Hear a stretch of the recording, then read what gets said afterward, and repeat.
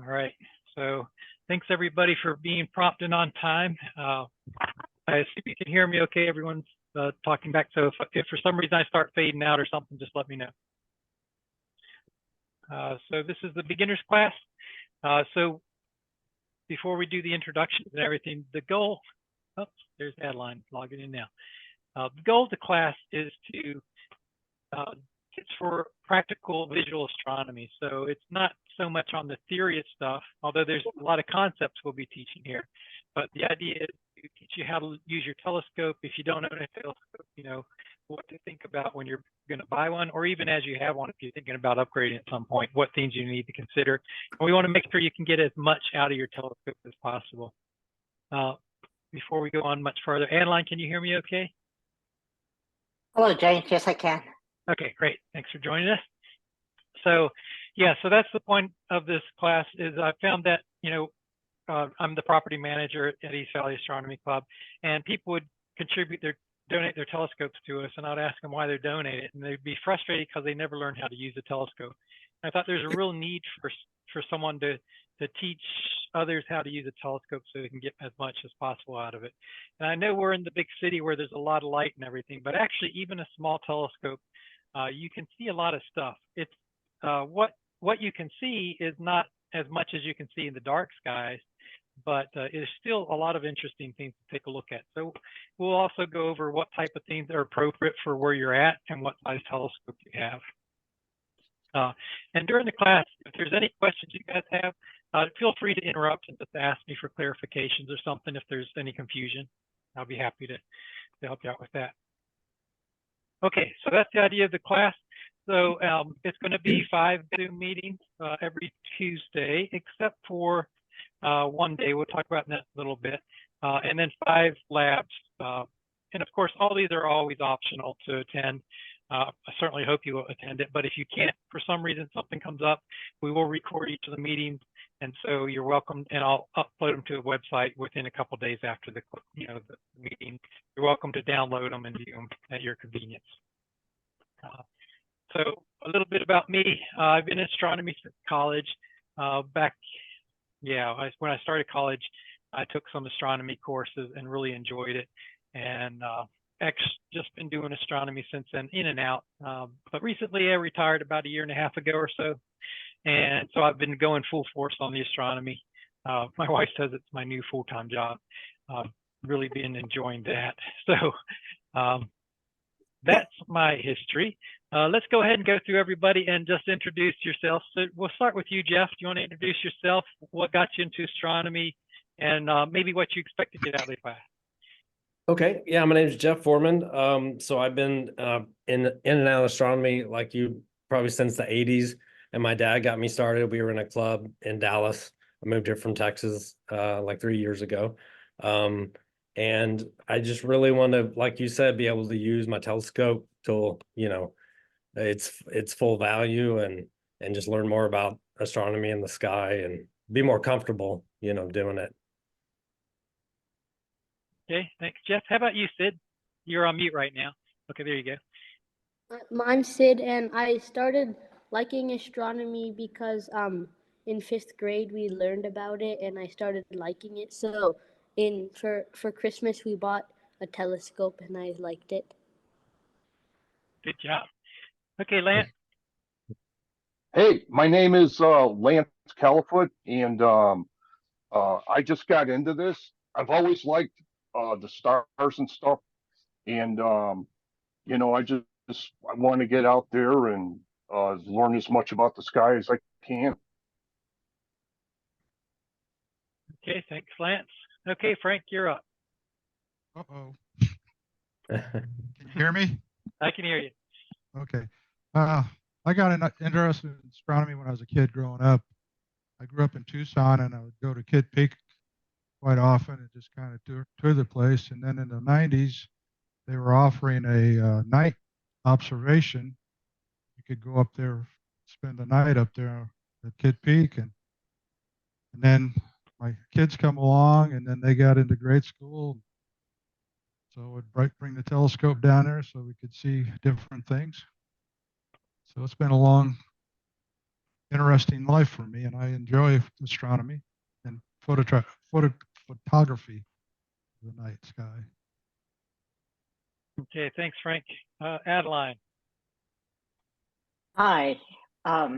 Well, I like looking at the stars. I had a couple of other telescopes than the recent one I have now, but I have never had the time to really explore as far as, the full concept of using the telescope. So mainly I go out and look at the stars and look for shooting stars and satellites.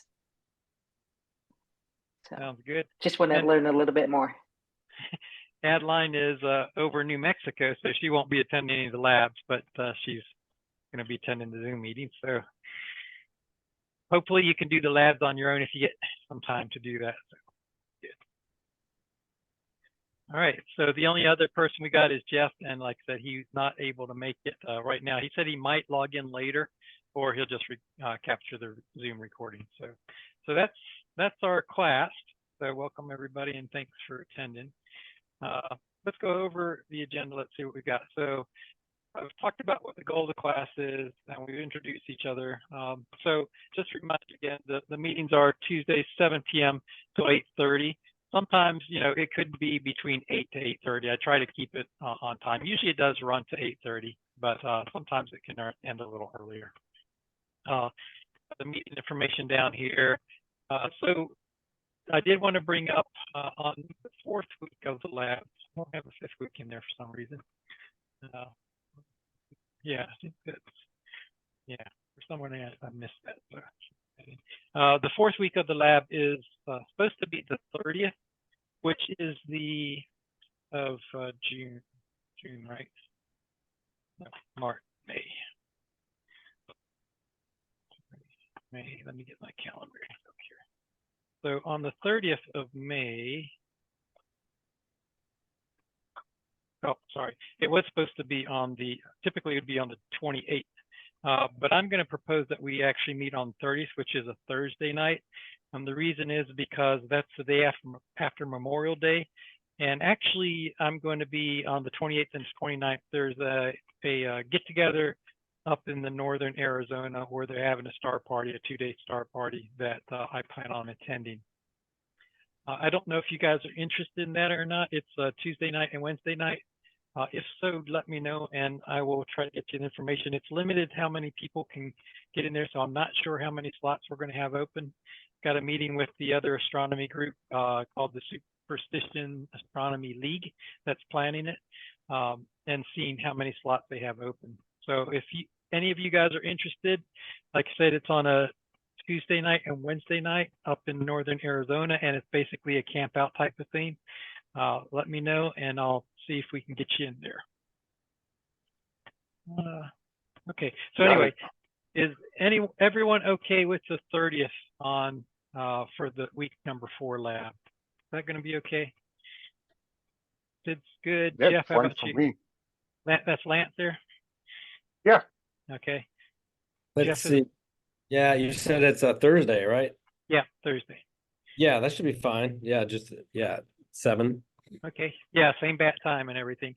All right. Frank, how's Yeah. that for you? Okay, and Whatever Adeline. works for everybody else. Okay. Adeline, was that good for you too?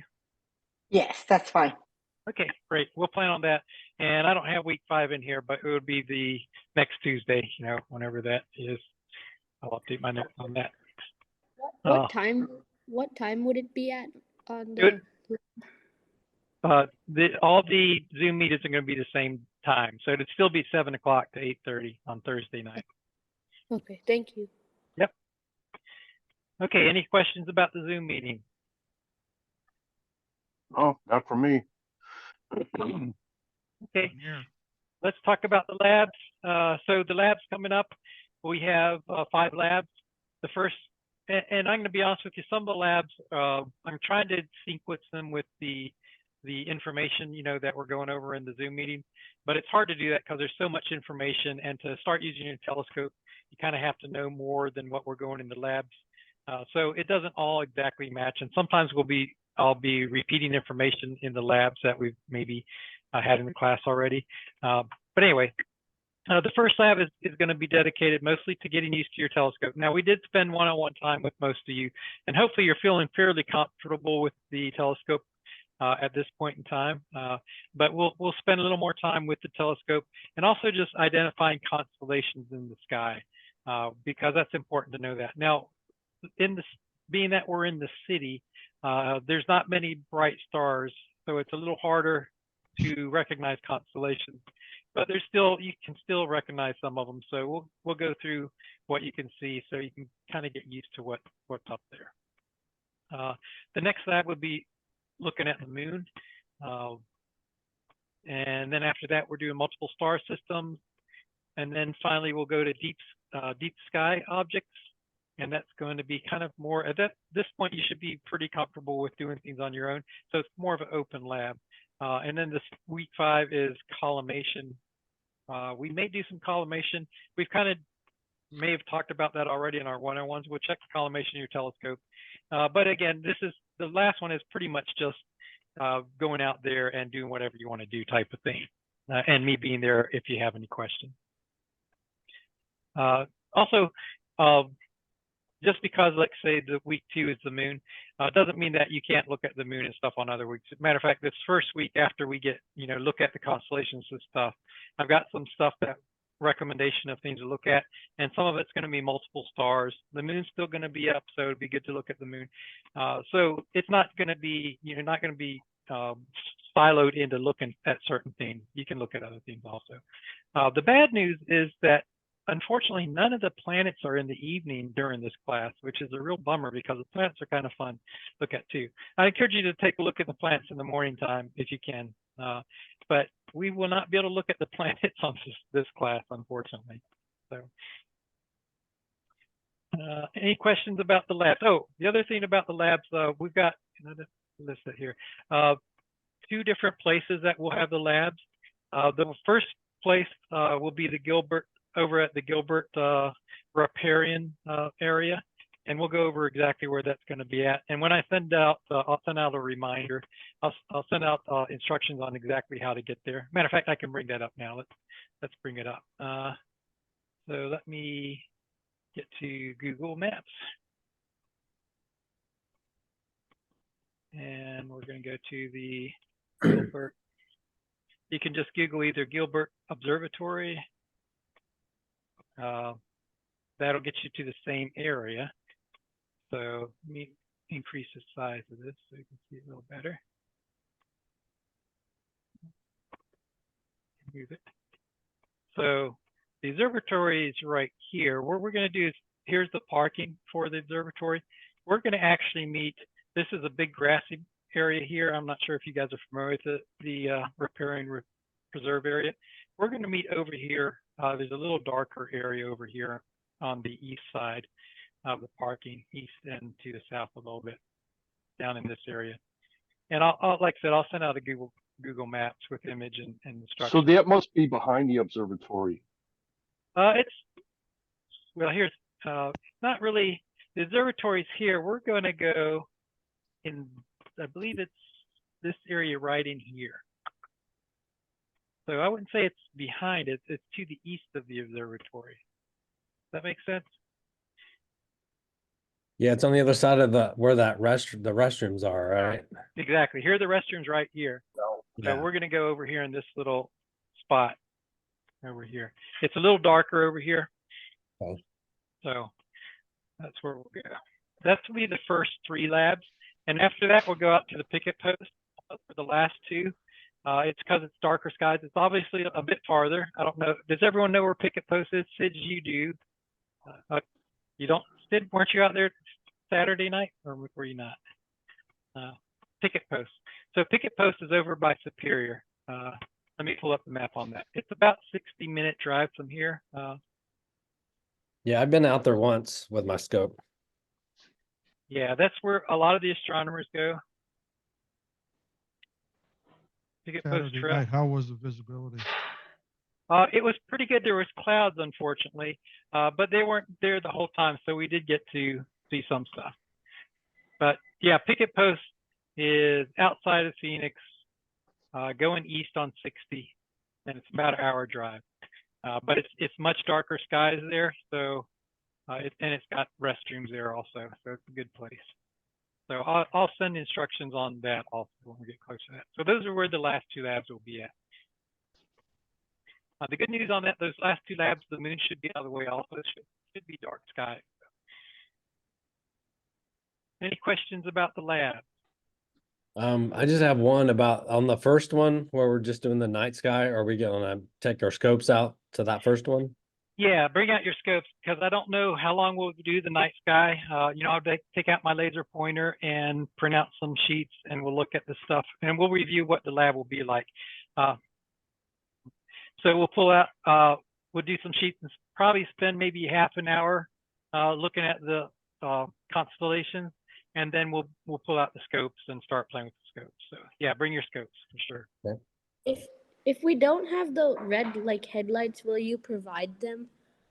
I do have some red lights, little red lights. If you don't have one, I can loan you one or sell you one for $3. I think that's what they cost me or so. I can loan you one.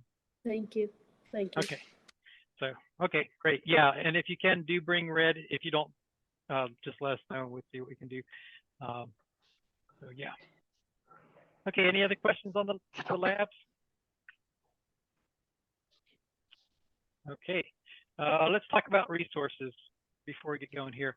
So one of the main places that hopefully you can get information, I try to post everything on the website. So should be familiar with this website, the Beginner's Guide to Small Scopes, this link here. This is where we post all the material and the recordings and all that other good stuff here. The Zoom meeting information is all on here also. So you might want to keep this link here. Matter of fact, I put it in the chat here. You guys can copy it if you want. Let me drop it in the chat, group chat. Okay, there's the link. Let's go ahead and talk about one of the links in here, the astronomy cheat sheet. This is something I put together for myself that I think you might find useful also. If you just click on it, this PDF will open up and you can download it. Let's go ahead and download that to our local downloads. Save that. And then let's open it up and take a look at it. So, open. Where's it? Downloads.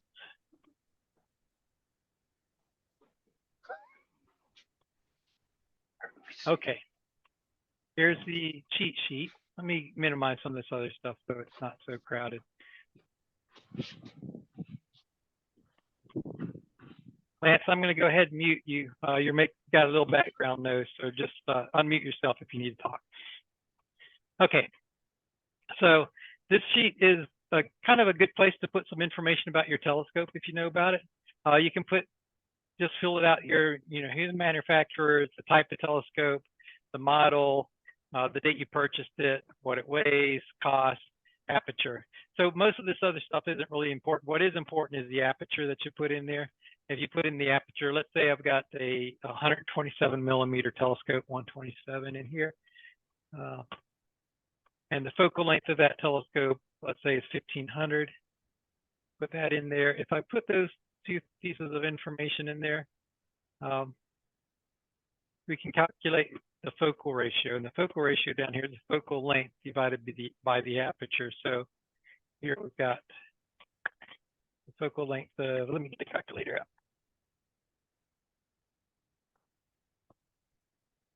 So it's 12 millimeter or 127.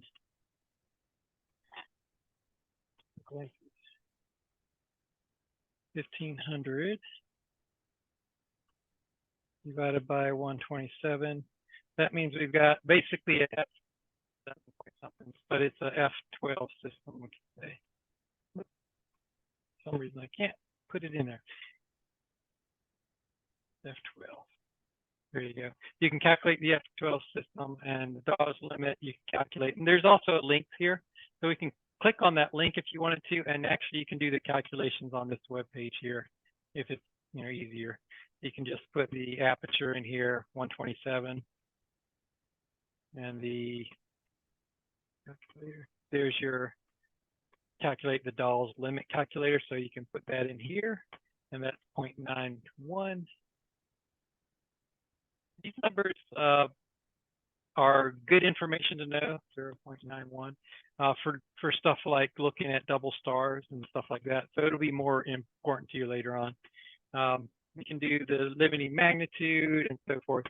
Use like grasping ratio. So you can put all those calculations in here and put this in here.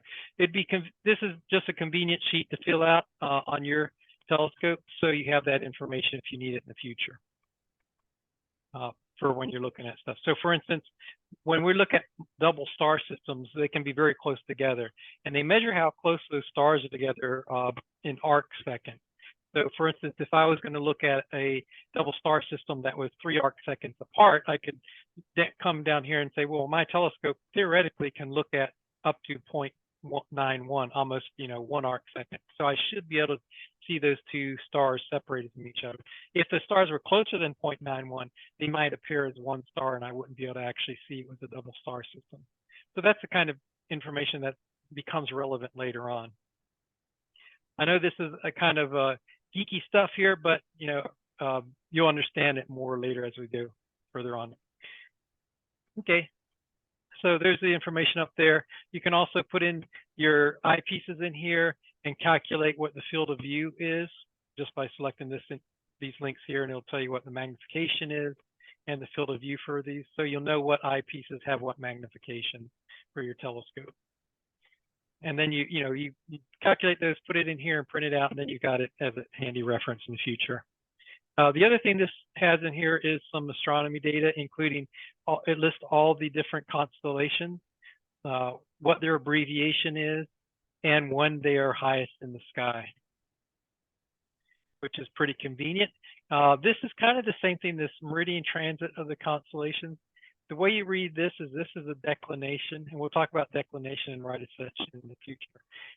The declination on the y-axis, and then on the x-axis is the actual month of the year that it is. So if we come here, we're in we're in May, and you look in here and you can see LUP, that's lupus.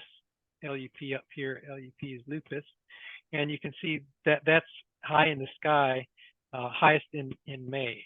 And you can see here, if we go to lupus up here, May the 9th is when it's the highest in the sky. So things in lupus would be maybe a good thing to look at, looking at objects in lupus. And here underneath it is LIB, which is Libra. So that would be a good constellation. You can also, when you're looking at stuff, you can go to the month before and month after, generally is what I do. Here you can see Bootes is up high in the sky, Virgo is up, all that kind of information. You can see what constellations are up.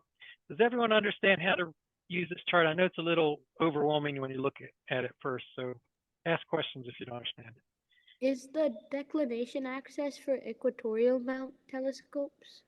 Well, yes, it is. It applies to declination or equatorial, but it also, and we'll get into this in the second class, it also is a coordinate system. You know how in the normal map of the world you have longitude and latitude?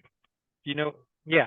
So it's the same thing for the sphere of the sky. Instead of longitude and latitude, there is declination and right ascension. And by knowing those values, you can tell where anything is in the sky. So, but that's a good question, Sid, and we'll get into the details of how the declination and right ascension works in the future here. So, good question. Anyone else have any questions about this? Does this make sense how to use this? Okay, I'm getting shaking of heads, so that's good. The Greek alphabet is used quite a bit in astronomy, so, and I can't ever remember what the symbols are. So here's the alpha, which is the uppercase, lowercase, and the name of it, and that's the whole Greek alphabet in there. This is a handy little chart that I came up with. It's mostly using references that other people have recommended. These are some good telescope objects that you might want to look at, all different types. There's a constellation that it's in over here on the left. The first column is constellation. The second column is the object type. GB stands for globular clusters. PN is planetary nebula. MS is the multiple star system. What else we got? BN, which is a bright nebula. All that information. So all these, what those stand for is given down here in the abbreviations. So I know we're talking possibly about a lot of new terms that you guys haven't heard. We'll get into the details about those, you know, what a bright nebula is versus a globular, stuff like that. So don't panic if you don't know what those are. These are the IDs, how they're identified. Most of them are like Messier identifications, M2, M15, and then the name of the star here and so forth. And as we were talking about before, the coordinate system, here's the right ascension of those objects and the declination of the objects. How bright the object is the magnitude, and the size of the object. This is measured in arc minutes. Yeah, this is minutes. The single tick is minutes, and the double tick is seconds. And then a description of what the object is. Again, a lot of these terms that I'm using, magnitude and stuff like that, don't panic if you don't know what those are. We're going to go into that stuff later on in the class. So this is just a handy little thing to have if you're looking for something to look at, you know, in a given night. Questions so far? Okay, moving on. Then I added a couple extra pages for astronomy log. If you want to log what you're looking at, here's a sheet you can print out and then just record that in your session, and even do sketches down here if you want. And I think that about covers the cheat sheets. Any questions about any of the cheat sheets that we've looked at here? Okay, so that's that. Do you want to? No, we'll not do that. Let's go back to the agenda.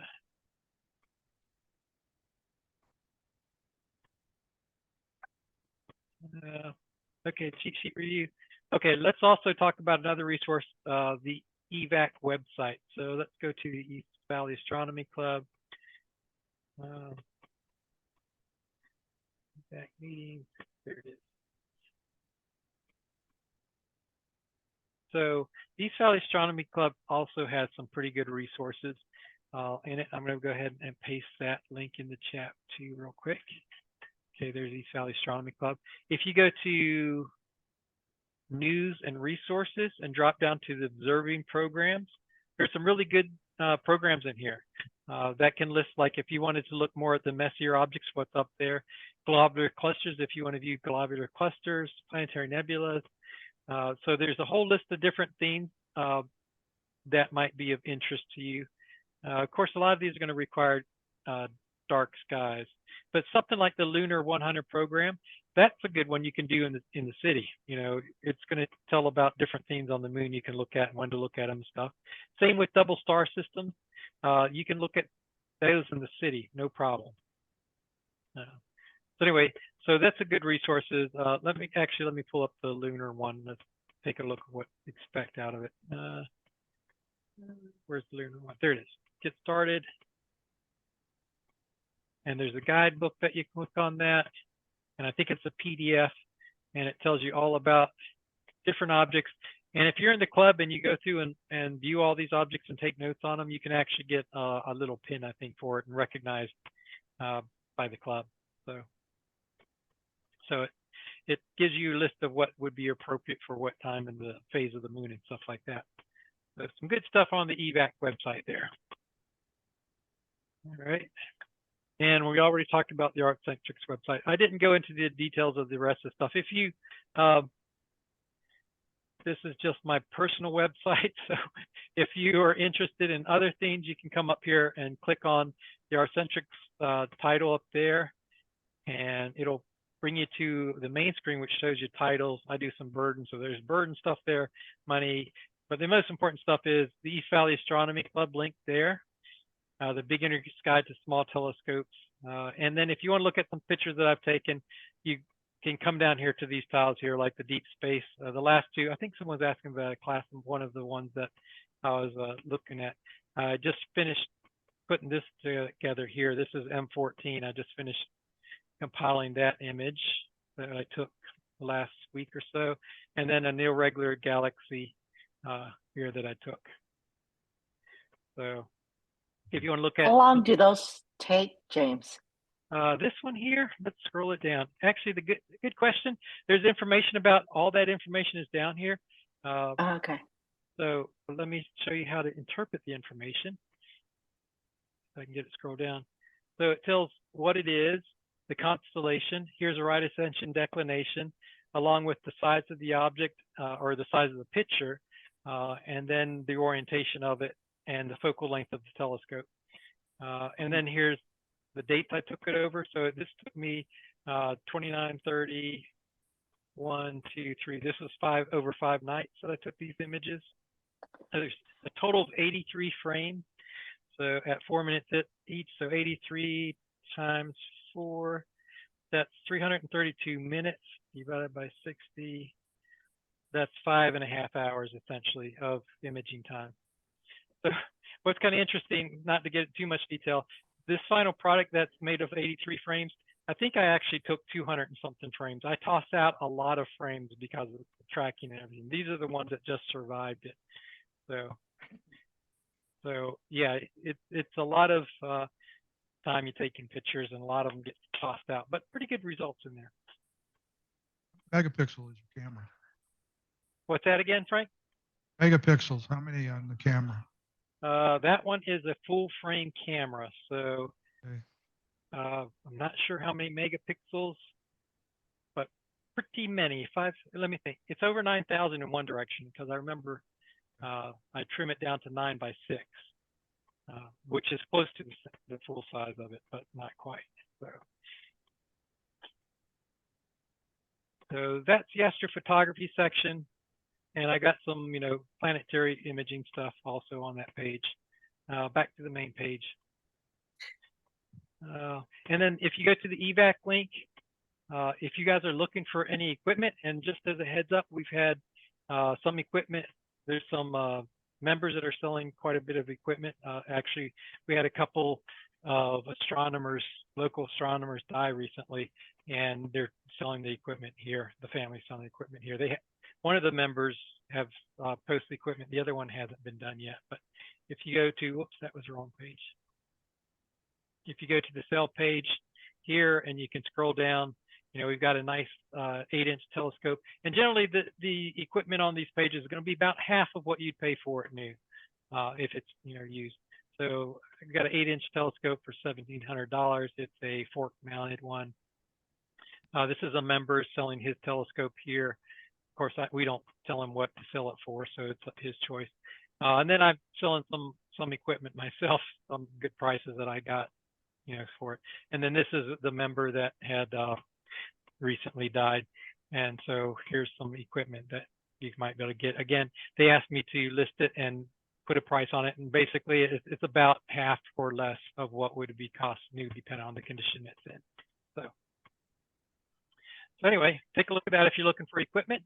Back up to evac page. And also, we rent equipment. If you're a club member, you can rent equipment, and everything's basically $25 a week. So, we've got a nice little go-to C8 Celestron NexStar telescope that you can rent for $25 a week. We've got a pretty nice 10-inch Dobsonian. That's a really nice compact mount that it has with it, $25 a week. And the SeekStar, which is a little imaging camera thing, and it's pretty easy to use. If you want to, dabble in astrophotography, here's some pictures that thing is taken of the sun, the Orion Nebula. So anyway, so that's that. And we also have one final thing: visual filters that you can run. If you were thinking about, if you've heard about using filters for visual astronomy and wanted to check some out, we've got 15 different filters that you can check out and see how they work, if they work for you or not. And finally, we have an imaging kit, which is everything you need except the telescope. It has the camera, the computer, the software you need to process the images. So if you want to play around with some planetary imaging, here's what you need for it. And it's $25 a week to check it out. And that's pretty much the evac website. Any questions on any of the stuff we've covered so far? Okay, let's get into what to bring to lab, and then we'll go over to class. So I guess that's jumping the gun a little bit. Let's go over the class material, I guess. Next. So let's got that here. Let me move this out of the way.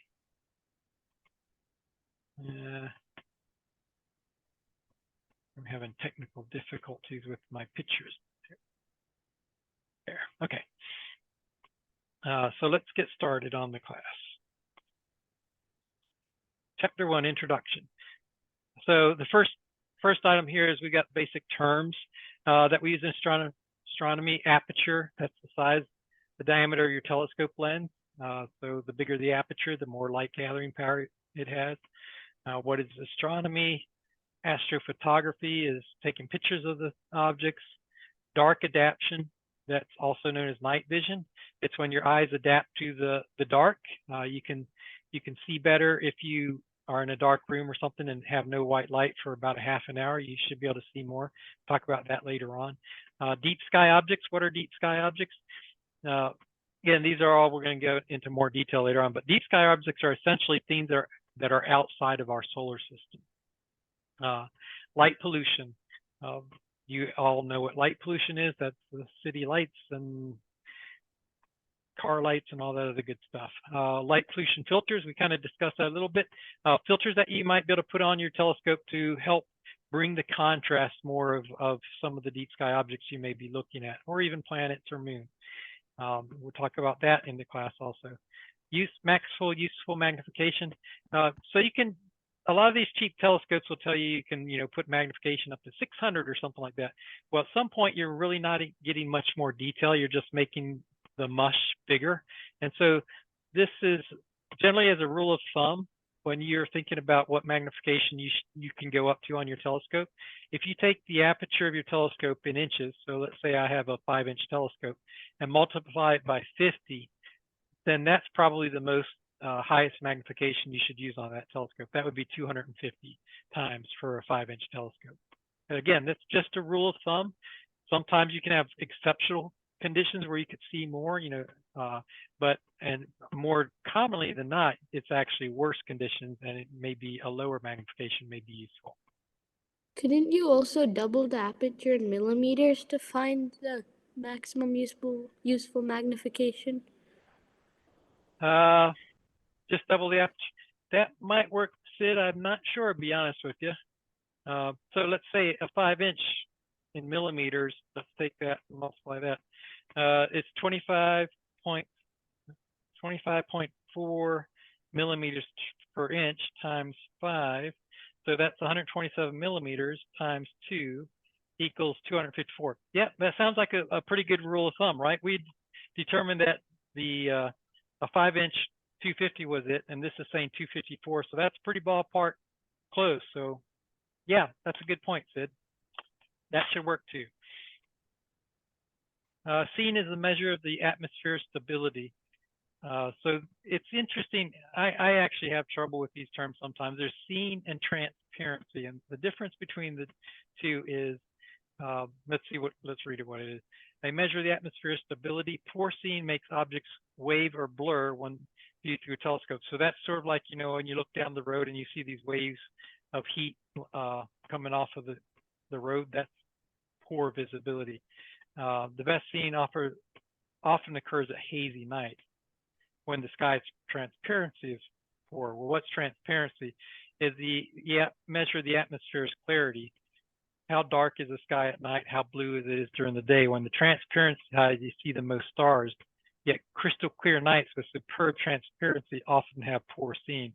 So they can kind of counter-work against each other.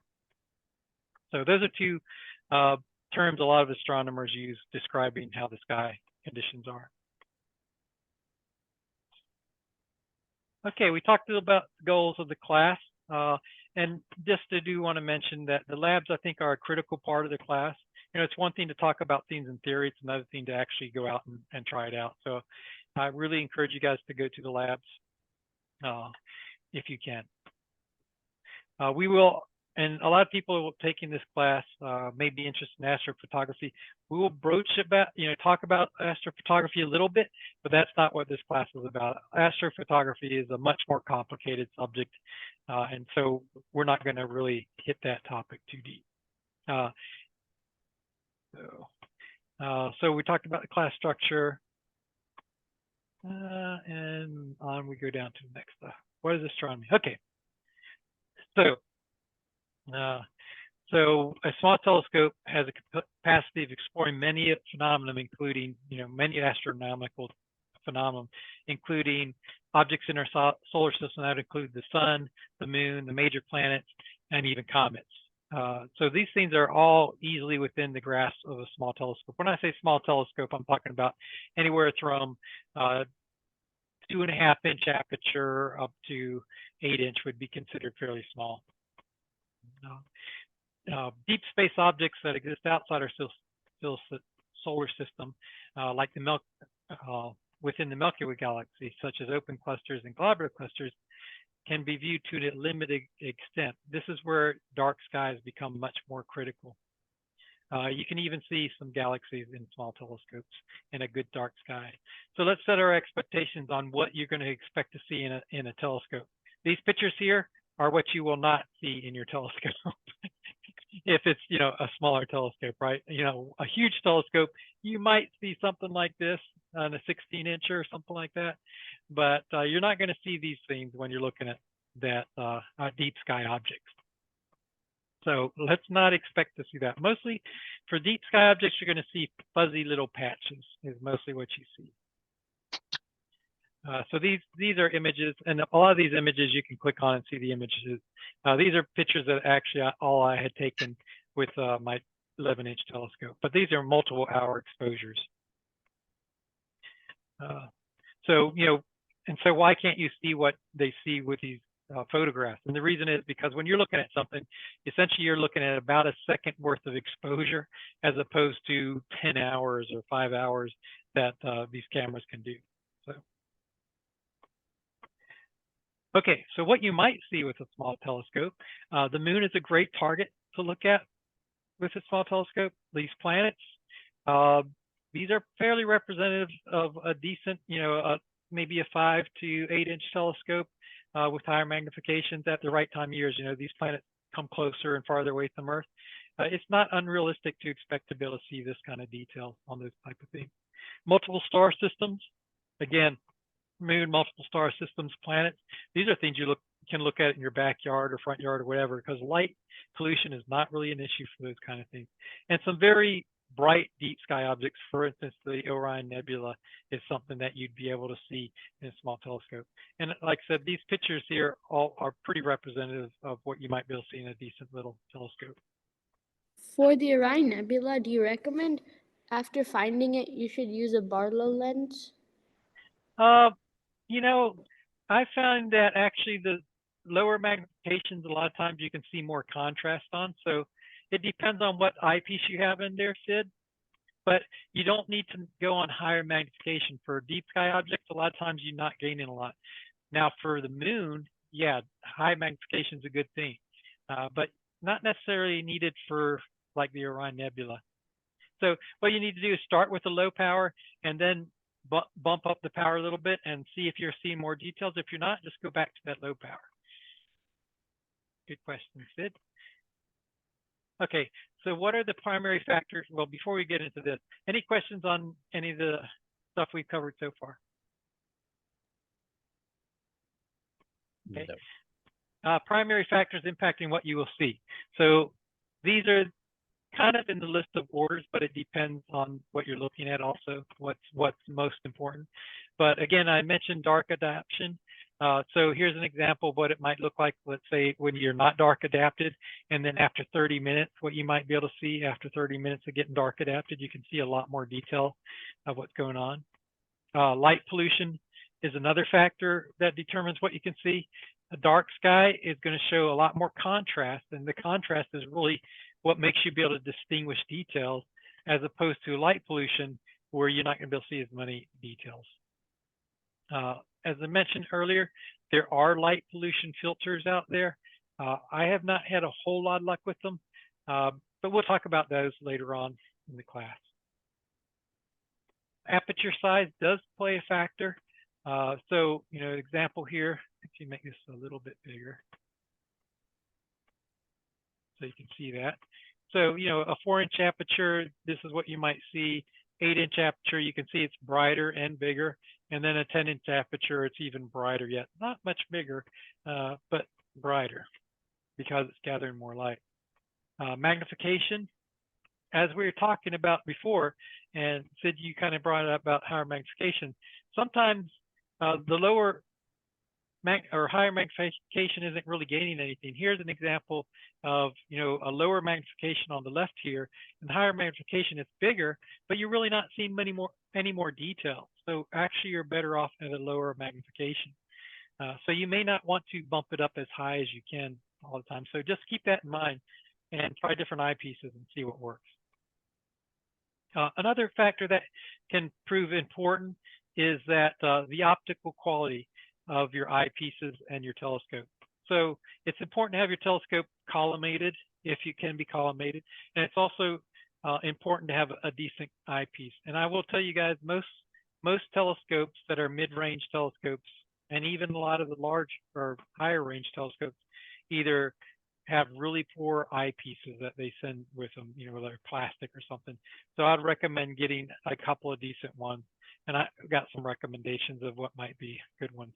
You know, you could spend anywhere from, say, $40 to $50 on the lower end of a decent eyepiece to the top of the line ones that cost upwards of $1,000 each. Obviously, that might not be cost effective, but the price ranges vary. But I found for about $150, you can get 2 good quality eyepieces that are pretty much cover almost all your needs.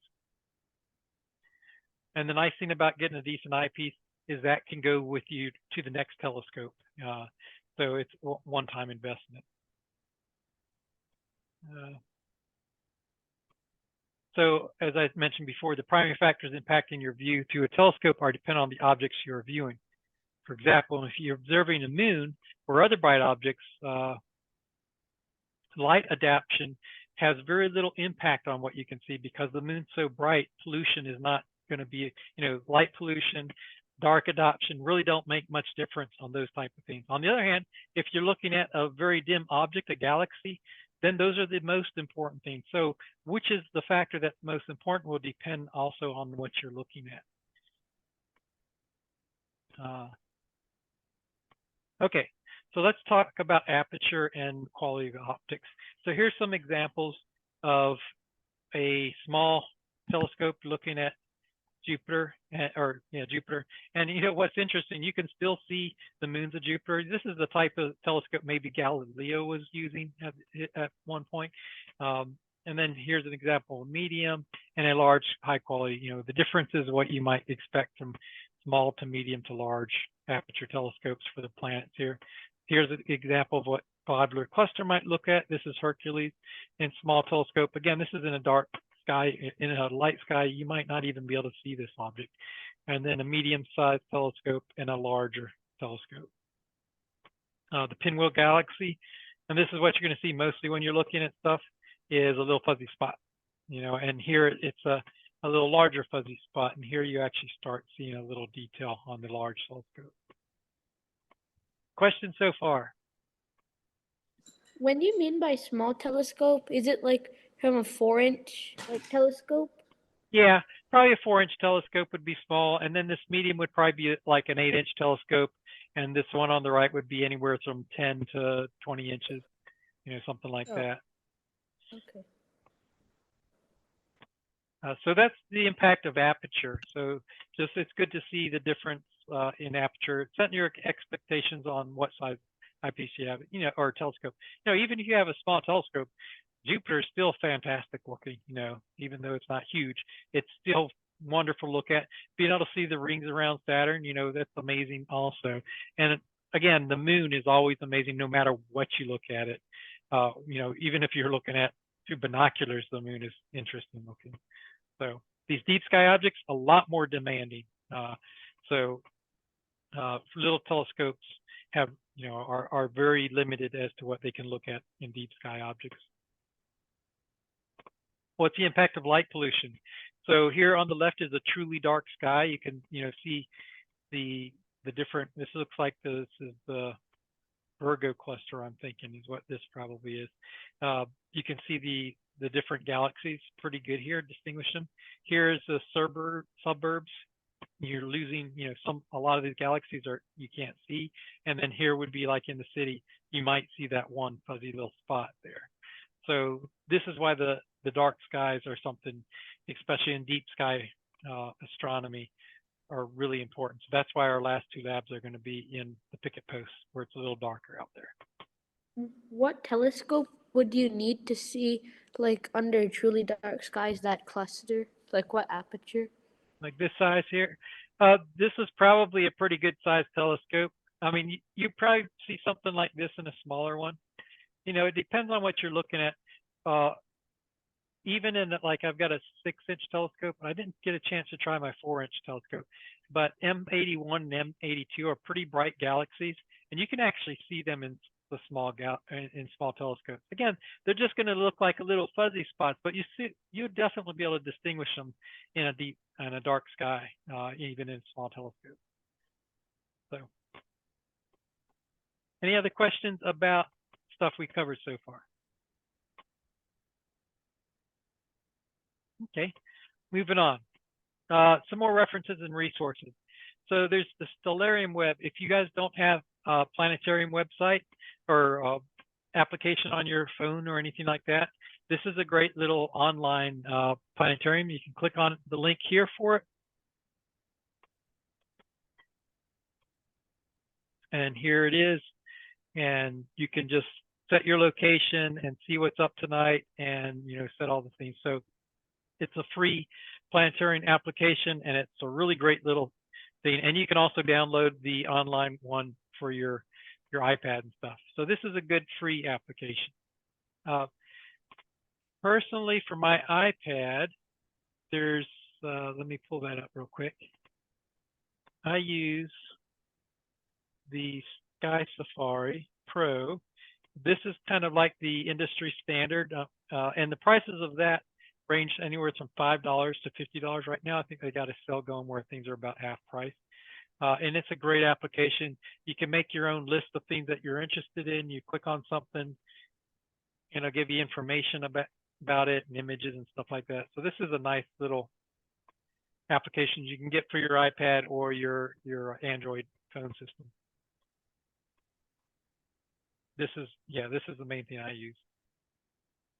And the link for that should be, I don't have a link for that yet. Interesting. I must mention it later on.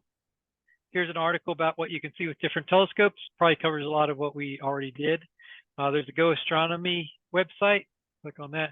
Just a good general overall website that has information about different telescope tips, types, just general astronomy information. It's a nice little website. Then there's the AZ Observing Group. So you can join various groups to get information. The AZ Observing Group, let me pull that up here, is I don't know what you'd call it. It's just a notification thing where people post different topics. You can join up here and, they talk about what's up. And this is where people post, like I post here that I'm going out to Picket Post and where it's at and all the other good stuff.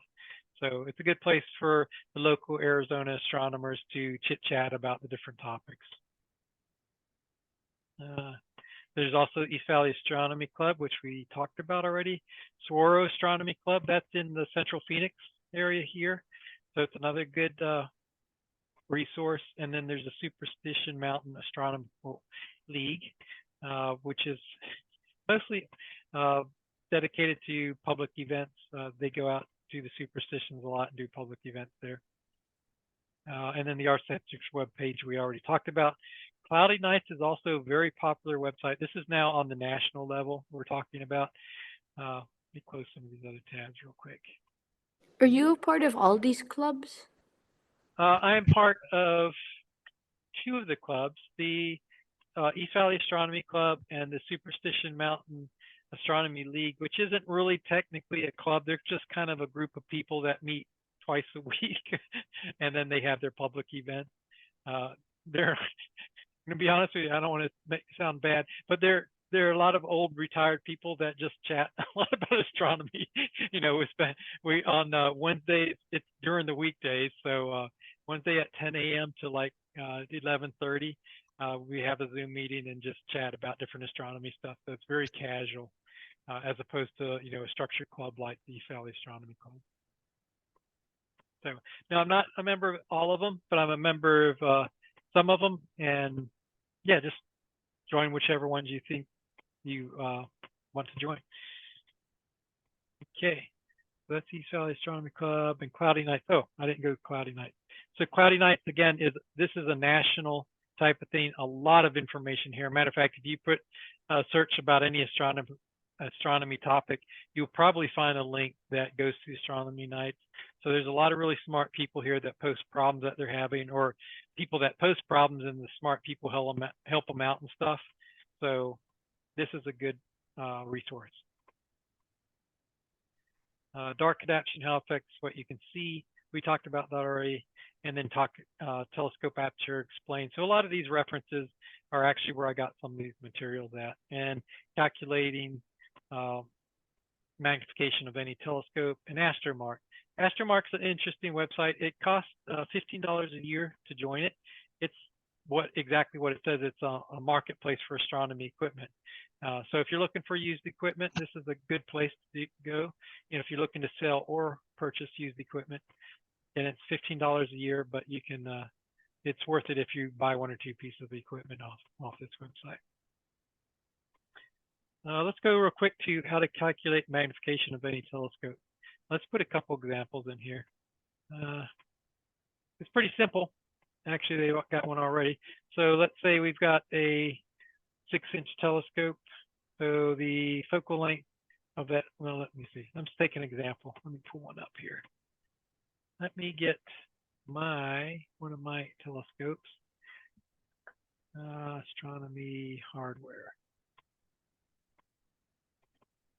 So one of the telescopes I've got, let's take this one. Actually, this is my spotting scope, but that's okay. So here we've got a Toshiki FS60. So if we want to find out what the magnification is, we could say the focal length of the telescope here, the focal length is 335 millimeters. So just put 335. And the eyepiece, say we put a 25 millimeter eyepiece in there, our magnification is 13. If we put now what you find interesting is if we put a higher number in here, it actually is a lower magnification. So if you put 40 in there, that's 8 times magnification. So the lower the number when you put an eyepiece in the telescope, you're actually going up in magnification. If I had a 10 millimeter eyepiece, that would be 34 times. So this calculator is just kind of handy to be able to do that. If you don't know it already, it's basically, like I said, it's a very simple equation: focal length of the telescope divided by focal length of the eyepiece. All right. Okay, so I think that pretty much covers the basic idea of what we wanted to cover this first week here. Just basically introduce you guys to everything, the resources and everything. Did want to also mention before I forget, the next class, the Zoom class that we're going to have, is going to cover some pretty, it's probably the hardest class to do, the night sky, because it does talk about the equatorial system and the Al-Smith system and all these other ones. I'd please recommend that you at least take some time to look at this information before our next Zoom meeting, because and I'll email a reminder out to you. If you don't, you might find yourself getting lost a little bit. So just the way I learn best is I look at material, briefly look at it. You may not understand it, but at least you're exposing yourself to it. And then I read it closer later on. So at least expose yourself to it. And then when we go through it in the class, it might not go over your head too bad. So if you're not used to the equatorial system or know what it is. So. Questions on anything we've covered here today yet? Okay, there's very few questions. So I'm going to pick on somebody. Jeff, did you have any particular questions that you needed clarification on, or anything you were thinking about?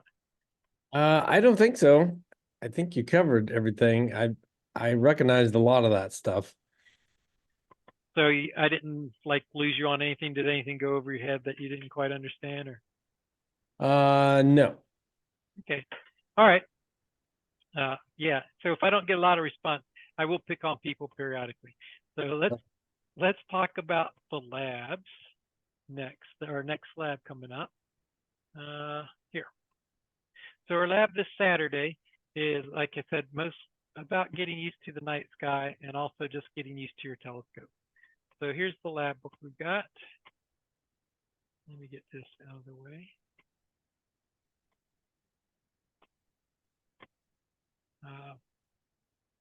So let's go ahead and we'll do this in each of the class. We'll actually go through the lab material. So there's some exercises in the lab. You do not need to do those if you don't want to. They're more for your own edification. So if you don't want to do them, no big deal. We'll briefly go through it.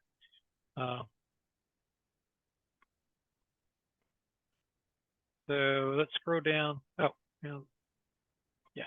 So here's on the first section of the lab, we've got the different labs and when the dates are, and then where they're going to be at. And also I've got there how illuminated the moon is for each of the labs. So as you can see here on 525, the moon is almost full.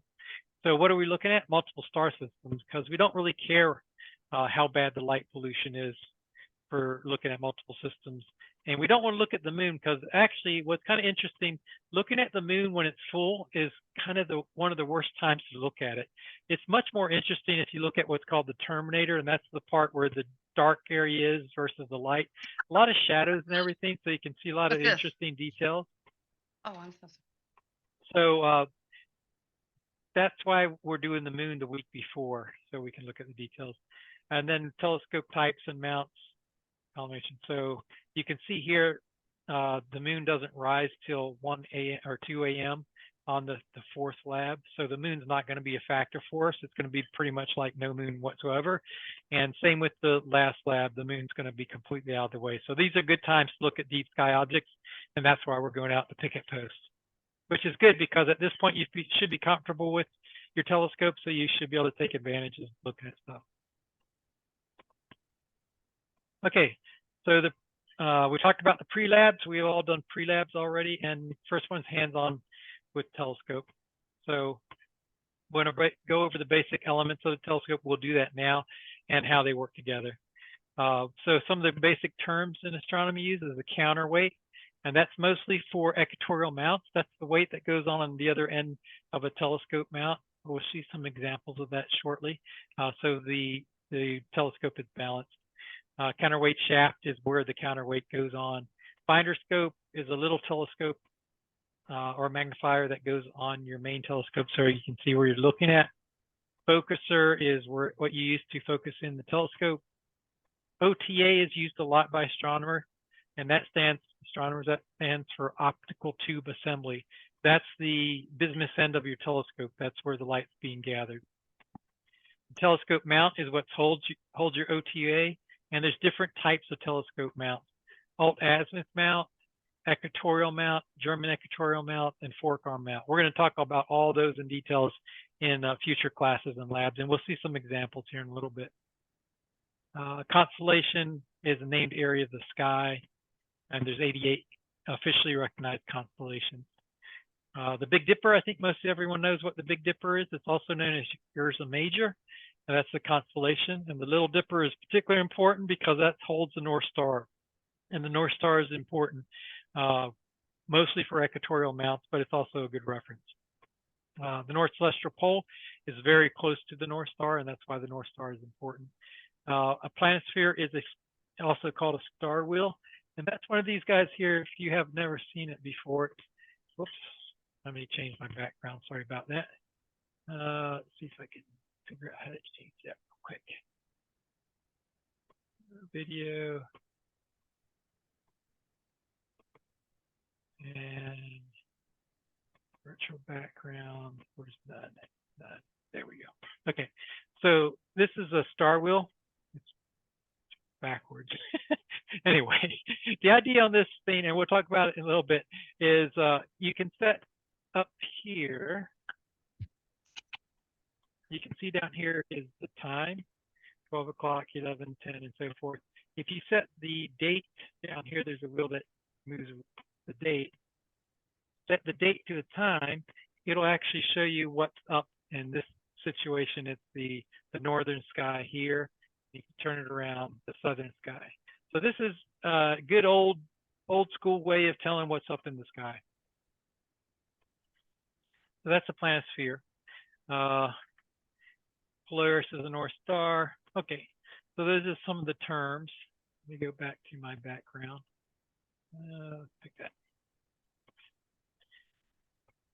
So let's talk about some of the components of a telescope. Most telescopes have the same components, they just look different on the different telescopes. For instance, here, this long tube here, this is the optical tube assembly here. Over here, here's another example. This is a different type of telescope, but the optical tube assembly is here also. And then we've got the finder scope over here. Here, down here is the focuser, the mount. Here's the counterweight shaft, and the tripod. Okay, a lot of this stuff you guys are familiar with already, but here we got the finder scope up here, the focuser here, and then this is the mount here. There's no counterweight shaft. So this is the alt-azimuth. This is equatorial, different mount. Here's another telescope mount. This is a fork mount, and this is also an alt-azimuth mount. And the optical tube assembly up here, focuser down here, finder scope, and tripod down there. Another equatorial.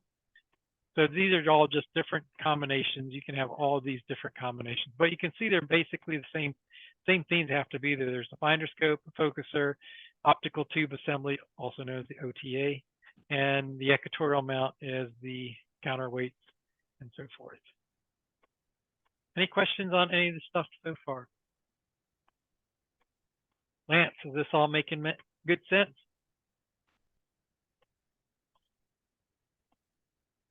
Let's see if Lance is still on mute. Let me see if I can get him asked to unmute. See if he can unmute himself. Okay. Can you hear me? Yep. Does it all make sense? Yes. No questions, huh?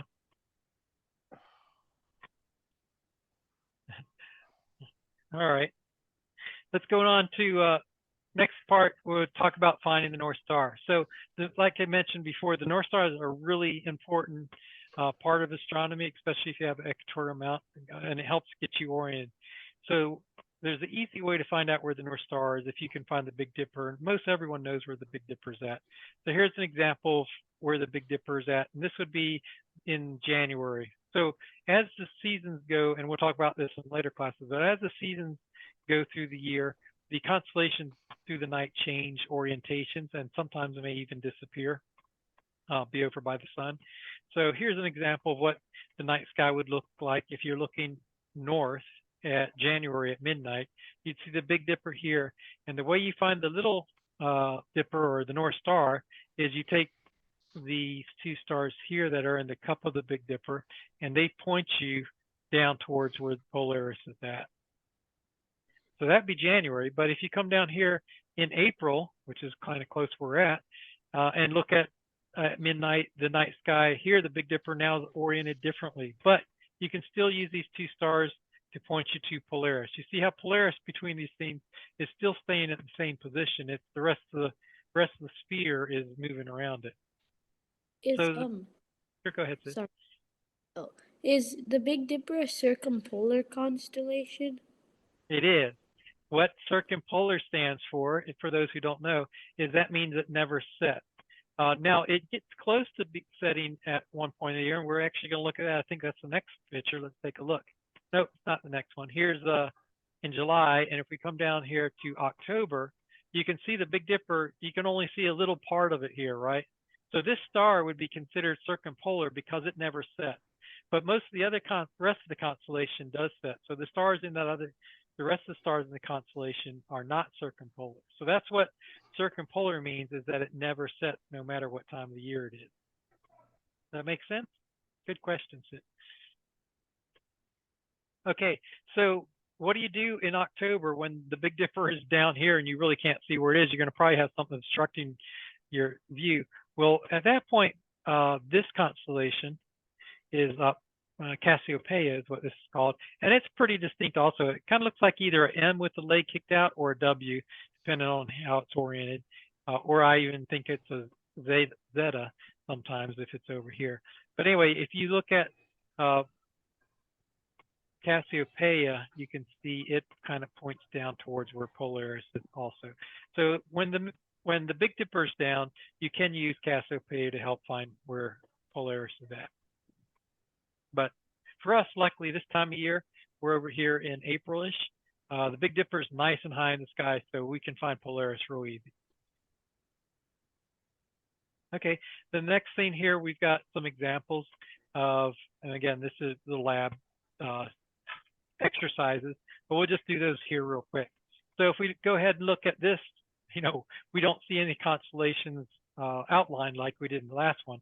So if we want to find Polaris, we're looking north here. We can look and we'll find the Big Dipper. That's this constellation here. And these two stars should point towards Polaris. So if we just follow them over, that's where Polaris should be at. So that's Polaris there. Okay. Another example here is finding where Polaris is. We got to find the Big Dipper. I don't see it anywhere. Oh, there it is up here at the top. You can see the Big Dipper. And if we follow these two stars down, there's Polaris. So this is what we're going to go through, you know, in our lab is we'll just point out different constellations and how to find stuff. Measurements in the sky. Another real good thing to know is how distant things are, and you can use actually your hands. Your hands extended out will give you, like, if your pinky is about 1 degree in the sky, the moon is a half a degree, so the full moon is a half degree. So 1 degree is a pinky. Your 3 fingers held out at arm's length is 5 degrees. Your fist is 10 degrees, and then these fingers like that, 15, and then 25. So that's a good way of getting a rule of thumb of the different distances in the night sky. Questions so far? Okay. Like drinking from a fire hose. Frank, are you overwhelmed? Did you want me to, is there anything that you need me to clarify there on Frank? Things on Frank? No, you're good. Okay. There's a lot of information. So, but the good news is you can watch the recording or reread the material at any time. So. Yep. Okay. Planisphere, we talked about that a little bit. This is how to use it. Here's an example of a planisphere where if you look at the information here, this is at 11 p.m. at November 1st. So if you look at November 1st is here, and then the actual time is down here. It's 1 a.m., midnight, and then 11 p.m. is covered up here. So this is what is up in the sky at that time. So that's how you use the planisphere. Again, most people don't use it. I keep one around just in case my iPad breaks or something like that. They're kind of handy to have for quick reference. So this lab also tells you not only about using it, but how you can tell what's up. You know, usually you want to see things that are nice and high in the sky. And so here's an example of what the constellations that would be good for that time point. Again, most people are using their iPad, and here's the link to Sky Safari. Let me pull that up. And this works on an Android or Apple. And here you can see the basic version is currently going for $2.99. The Plus is going for $12.99, and the Pro is going for $25, normally $50. So the Pro version is kind of neat because you can actually, if you have a GoTo telescope, it supports a lot of the GoTo telescopes. You can actually hook it up to it if you have Wi-Fi, and you can actually run your telescope through that a lot of times. So it has a lot of features on the Pro, but you know, you can start off with one version and get the other one. I'm going to go ahead and drop this link on the chat. Okay. So Sky Safari, and well, let me bring up Sky Safari. And actually right now, this is my iPad we're showing here. Right now, I've got my telescope back there. There's my telescope. ready to go to business there. So let's bring up Sky Safari here. And it's pretty simple. You can come in here and set now, what's in the sky now. You can put in your telescope. You can put in, as you can see, I'm zooming in here. This is actually what I can see in my 11-inch telescope. So if I was to image something, I can see that my camera would have this. This would be the framing of it. If I was, let's go to M51. Oh, we got M10. Let's go ahead and put that in there. So I center it on M10, which is in the night sky right now. But you can see this is how big it should appear in my frame about. So it's a pretty handy application, that's for sure. Okay, viewing session. Okay, so in our lab, we're going to be covering outdoor, getting to know your telescope and some of the constellations. So again, the important thing is to bring a red light. We need to figure out where the North Star, that's one of the first things we'll do. And the planisphere, we could use a planisphere or application. And we're going to locate telescopes and then spend some time with telescopes. So one of the first items in here is we're going to find, when we go to the lab, we'll find the Big Dipper, locate Polaris. So this is a chart to be able to do that. The other thing we're going to learn in this lab is the technique of finding other constellations by using a constellation we already know. So for instance, this is what the printout will take. If you know where the Big Dipper is, here's the Big Dipper, and you follow the handle out, you'll run into the star called Arcturus, which is a really nice bright star, and that's part of the Bootes constellation. So hopefully we'll be able to see the Bootes constellation. Once you see Arcturus, then you can orient yourself and try to identify that constellation. So that's how you learn constellations a lot of times. You take what you know and try to target where to find the other ones based on some stars that should point in that direction. So there's an example of how you'd find Bootes if you don't know where it's at, using the Big Dipper to get you there. Here's another example. We're using the Big Dipper again, and it's oriented up and down almost vertically here. And if you take the cup and take these two stars and follow in this direction, you're going to run into Leo the Lion. That's pretty easy to identify because it's like a sickle and then a triangle behind it. Taking the handle and following across diagonally down, there's two bright stars, and the moon's going to be in this constellation of Gemini. So that's how you can easily identify Gemini. So Gemini is going to be easy to find because you just look at the moon. This is at 9:18 p.m. on Saturday, and you'll be able to see above it there's two bright stars. Well, those are the two stars of Gemini, Pollux and Castor. And also, just a warning for you guys, I'm horrible at pronouncing things. So when I pronounce star to you, it could be completely wrong. So don't take too much value in the way I pronounce something. Again, following back up to the Big Dipper, you can take the two stars going across the top of the cup and go straight down, and there's a really bright star called Capella. Or you can even, if you know where Gemini is at, you can go across here with these two stars and go in the general area and get to Capella, and then there's the square of Riga. Yeah, that's pronounced wrong. Again, bad pronunciation. So that's how you get oriented to the sky. Now, in the city, you may find it more difficult. I find it a lot more difficult, but it's kind of interesting because some people, when we go out to pick a post, they're like, I'm lost. There's just so many stars.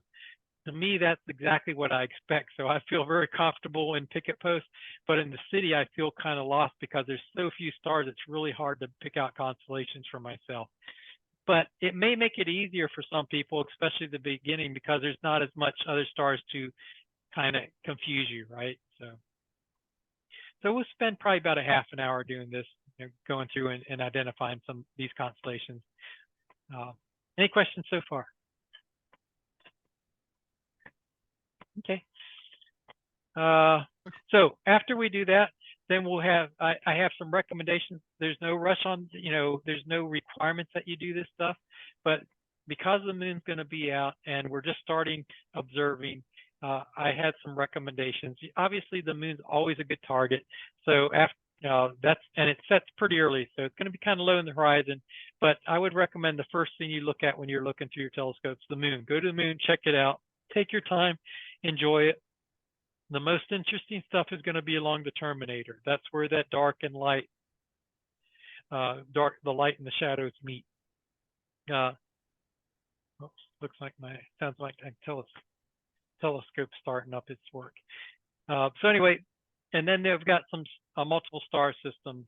Castor's a nice bright star. We'll be able to identify that when we're going through doing stuff, and that's in the Gemini. And it's actually a triple star system. So an important thing to understand, and we're going to get in much more detail on this on the multiple star system chapter, is how far apart these are, because little telescopes may have trouble seeing close distance. This is 4.2 arc seconds apart. So these two are that close together. And then there's a third one that's much more distant. That's 71 arc seconds away. So you should see 2 and then 1. And the nice thing is I started a new project where I'm actually imaging some of this. So let's see if I can get Castor right here. Here's a picture that I took of it. And right here, you can't actually distinguish because it's overexposed, the two stars that are close to each other. And this may be how it appears in your telescope. You might see one star and then another star over here. And you might, depending on how big your telescope is, you might not be able to actually see 2 stars. Or you might be able to, if you have a better telescope or bigger aperture, higher magnification. So here's some examples. I wanted to provide these so you know what to expect looking through your telescope. This is a small telescope. I think these pictures I took, I think were with my 6-inch telescope. Here's Regulus. So just a general idea, this Mizar is an interesting one because you can actually, with the small telescope, see these 2 components here and then a third component off over here.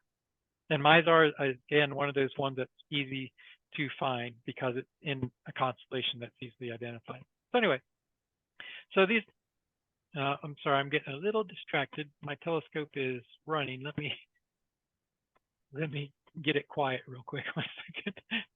There we go. All right. It's starting to focus on stars now and image now on its own there. So anyway, so this is what we're going to look at. Here's what the moon should look at about what time? At 9:30 p.m. So that's what the moon should look like. Again, focus on this terminator here is where the interesting stuff is at. Nice, good shadows over here. And I've listed all these different stars and, got the images below. So some good targets to look at.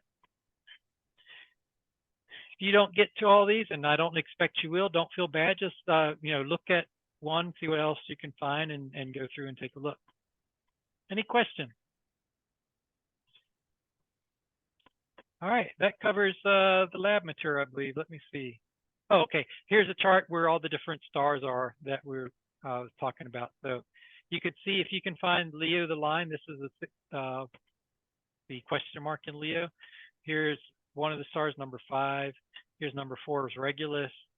And then down here in Gemini, Wasat, I guess, Castor. Of course, the moon is there. So there's the chart to show you where the different objects of interest that you might want to check out are at. Mizar is in the Big Dipper, right in this handle. Really easy to spot where that's at. Polaris is also another double star. Kind of interesting star because you have a really bright component and then there's quite a dim one next to it. So if you're got a small telescope that doesn't have good optics, you might not be able to see the second star there. So those are the charts that you can be using. And then I do talk about the planets here, but again, we're not going to be doing the planets, but let's briefly discuss the planets. The size of the planets change depending on where they are relative to the Earth. So that's what this chart's kind of nice for. It can show you how Jupiter gets from, when it's very far away from us to when it's close, what the relative size is. And you can see here, we're talking about 29 arc seconds here. Those multiple star systems, that one I was looking at was 5 arc seconds. So that's really, a small distance between each other. It is easy to tell if your telescope's collimated or not, or what kind of optics you have, or if the eyepieces are bad or not, because, the closer they're together, it's harder to distinguish those. If you have bad optics, then you may not be able to distinguish them.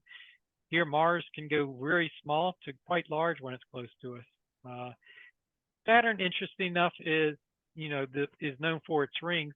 Right now, it's almost tilted straight onto us, so you can barely see the rings at this point in time.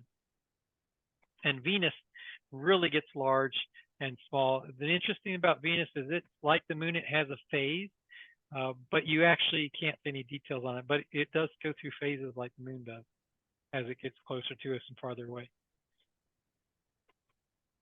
And here's some images that I've captured. These are, doing really good. You might see something similar to these. And what I like about Jupiter is you can see the red spot, although the red spot's not too red right now. Sometimes you can actually see the moons go in front of Jupiter, shadow of the moon go in front of Jupiter. That's always kind of fun to see. The other thing I found interesting is Mars. You can sometimes see the ice caps. I remember I was going to college and I was watching Mars through their telescope. And you could actually, as the year progressed, see the ice cap get smaller or larger, whether it's summer or not, for Mars. It's kind of cool.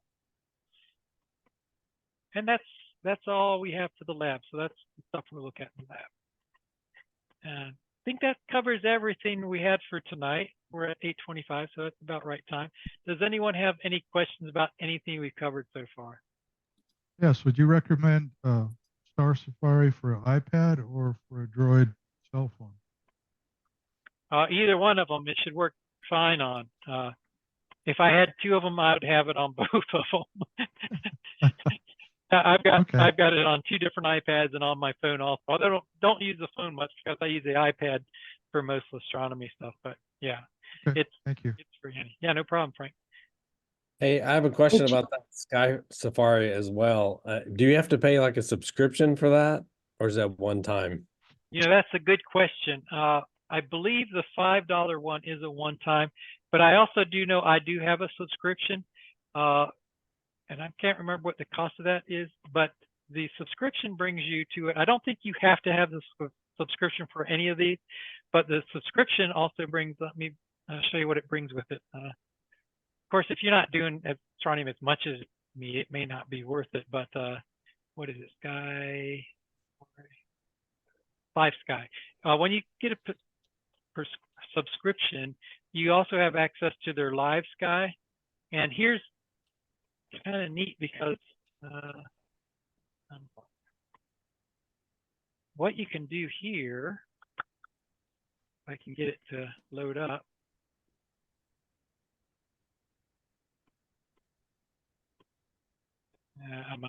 My VPN might be blocking it. Let me see if I can get that disconnect.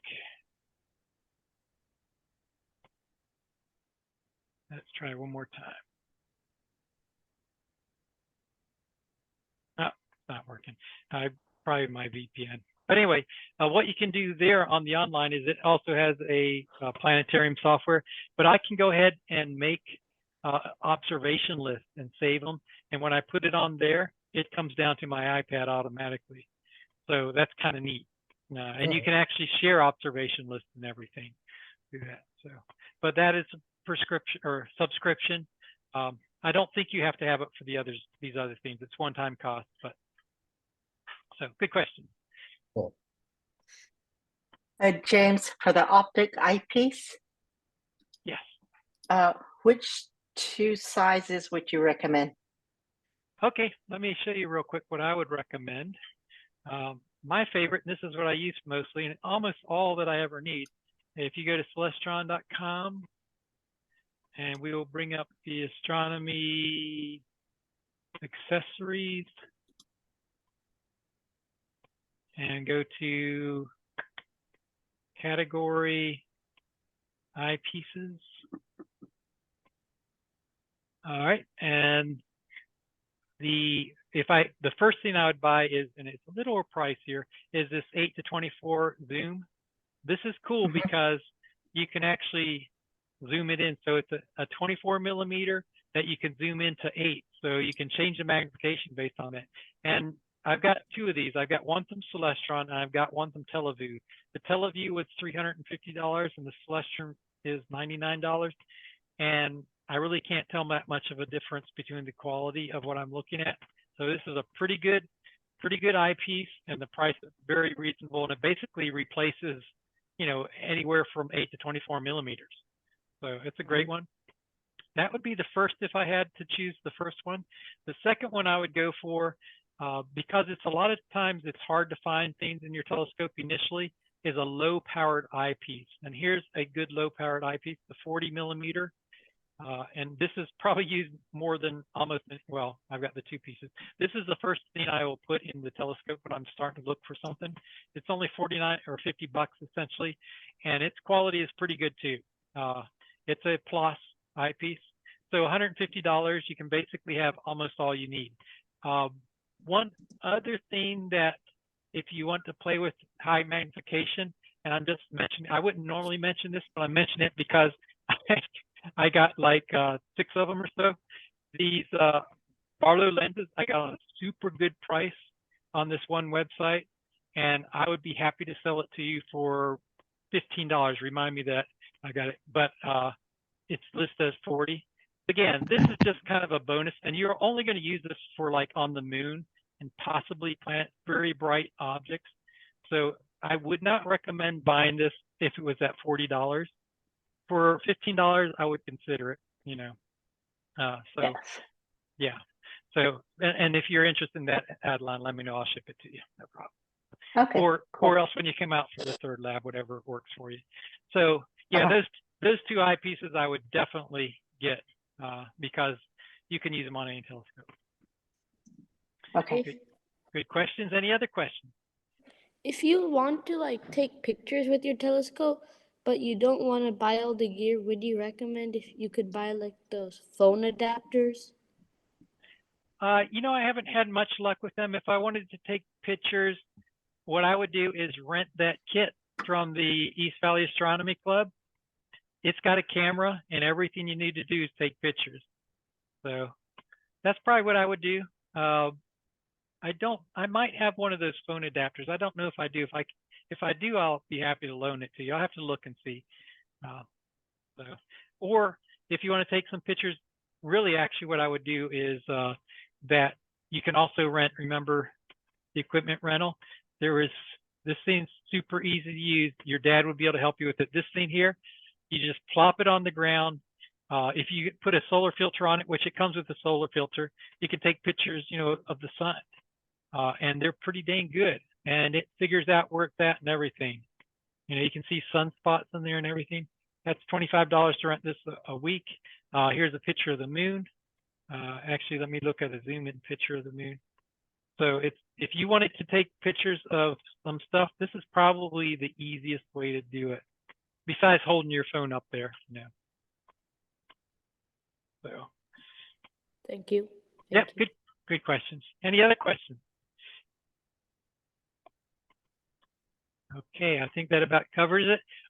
Like I said, expect an email from me probably on Friday morning or so. Just remind you guys about the lab, where it's at, and all that other good stuff. So if there's no other questions, we'll wrap it up. And thanks everybody for dialing in. Good night. Good night. Bye. Thanks, James. All right. Thanks. Bye. Good night. Bye.